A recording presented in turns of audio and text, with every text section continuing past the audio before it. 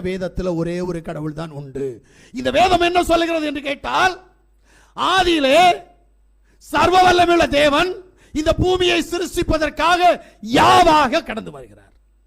இஸ்ரவேலர்களின் அடிமைத்தனத்திலிருந்து அவர்களை மீட்க யாவாகிய தேவன் யாவாக போகிறார். மோசேயின் மூலமாக போய் அவருடைய அடிமைத்தனத்திலிருந்து மீட்டுக் கொண்டு வருகிறார். இப்ப புறஜாதிகளை பாவத்திலிருந்து மீட்க, அங்க அடிமைத்தனம், இங்க பாவ அடிமைத்தனம், யெகோவாவாக வருகிறார். மொத்தத்தில் கடவுள் யார்? யா. இவன் நம்ப மாட்டான். ஆனா அல்லேலூயா அல்லேலூயா அல்லேலூயான்னு கத்திட்டு கிடப்பான். அல்லேலூயா அர்த்தம் தெரியாது. ஆங்கிலத்தில் மொழிபெயர்த்தால் அல்லேலூயாவை பிரைஸ் தி லார்ட்னுவான். பாத்தீங்க, அப்ப யா எங்க போனாருன்னு மறந்து போச்சு. இப்ப தமிழ்ல மொழிபெயர்த்தா கர்த்தருக்கு ஸ்தோத்திரம், அப்ப யா எங்க போனார்?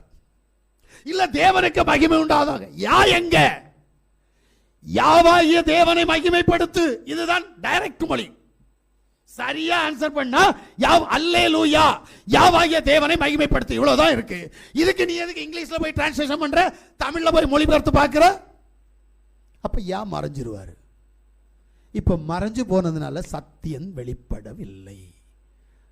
சத்தியத்தை தேடுறவனுக்கு சத்தியம் கிடைக்காது. ஏன்னா தேவன் இல்லையே. ஆமென்.